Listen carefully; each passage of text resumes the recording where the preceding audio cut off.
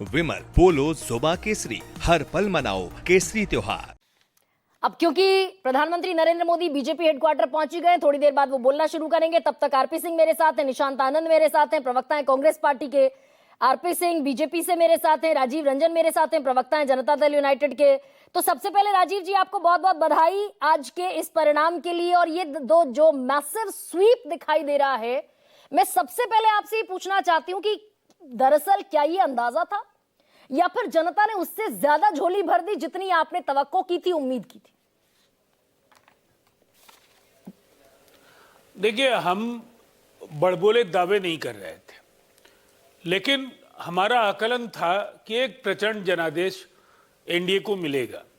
संख्या ऊपर नीचे हो सकती है और कई अवसरों पर तो हमें ऐसा लगता था कि 2010 के जो नतीजे हैं उसके आसपास हम लोग पहुंचने वाले हैं। लेकिन मैं एक बात जो कहना चाहूंगा, नीतीश कुमार बिहार की राजनीति में अप्रासंगिक नहीं हो सकते हैं। उनके विराट व्यक्तित्व के इर्द गिर्द बिहार की राजनीति के जो पिछले 2 दशक हैं, इसने विमर्श को बदला।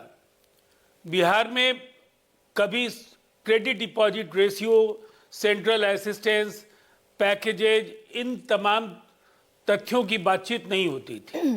एक विकास परक एजेंडे के तरफ बिहार अगर बढ़ा तो निसंदेह एक विजनरी लीडर के तौर पर नीतीश कुमार जी ने जो राज्य के लिए एक रोडमैप रखा, उसके अनुरूप उन्होंने बातचीत जारी की और चीजें, मेरा लगातार इको हो रहा है, उसको देख लीजिएगा।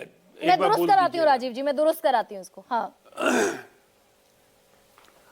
और देखिए, सबसे बड़ी बात क्या है, अब ऐसे समय में जब हम कह सकते हैं 2010 के 15 साल बाद और नीतीश कुमार जी के शासन के 20 साल पूरे होने के बाद, शायद देश में कोई बिरला उदाहरण आपको मिलेगा जहां कोई एंटी इनकम्बेंसी का तो नामो निशान नहीं था, उल्टे प्रो इनकम्बेंसी की लहर थी। ये कैसे हो पाया राजीव जी? भाई ये बड़ा दरअसल सरल नहीं होता पॉलिटिक्स। प्रो इनकम्बेंसी जिसे आप कह रहे हैं, ये सरल गणित नहीं होता। बिहार जैसे दुरूह स्टेट में आपकी सीटें दोगुनी हो रही हैं और जिस प्रो इनकम्बेंसी की आप बात करते थे वो दिखाई दे रहा है। ये हुआ कैसे दरअसल?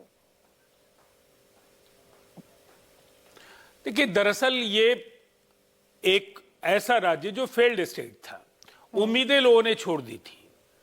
वहां जिस तरह से चमचमाती सड़कें, आधारभूत संरचना का विस्तार, हर घर बिजली, नौकरियां, रोजगार, औद्योगिक निवेश के बड़े बड़े प्रस्ताव आने लगे और जिस तरह से एक बड़े बदलाव की ओर, एक बड़े कायाकल्प की ओर बिहार बढ़ता दिखा, तो ये जरूर मतदाताओं को लगा कि एक ऐसे शिल्पकार, एक ऐसे राजनेता के हाथ में बिहार है जिन्होंने इसे न केवल सम्मानजनक ऊंचाइयों पर पहुंचाया, ये मादा उनके अंदर है कि बेहतर केंद्र के साथ बेहतर रिश्तों के बल पर देश के जो 10 बड़े जो राज्य हैं, जो वैसे राज्य जहां संपन्नता, समृद्धि और विकसित राज्य होने के तमाम जो मानदंड है उसको वो पूरा करने वाले राज्यों की कतार में बिहार भी शामिल हो सकता है। ये सपने देखने का दौर था और बिहारियों के मन में ये जो उम्मीद रहती थी उसको कहीं ना कहीं एक मुकाम पर पहुंचाने का काम नीतीश कुमार जी ने किया। और निसंदेह एक बात मैं जरूर इसमें जोड़ना चाहूंगा, अगर आप वक्त देती हैं तो बताइए ना राजीव जी। प्रधानमंत्री नरेंद्र मोदी जी का जो 11 वर्षों का कार्य, प्रधानमंत्री दो हिस्से में अगर नीतीश कुमार जी के 20 वर्षों को देखें तो पहले 9 वर्ष केंद्र में यूपीए की सरकार थी। हमारी जो अपेक्षाएं थी, केंद्र ने उस तरीके से हमारी मांगों को सुनने से मना किया। लेकिन पिछले 11 वर्ष में प्रधानमंत्री नरेंद्र मोदी जी ने बिहार के लिए तिजोरी के दरवाजे खोल दिए।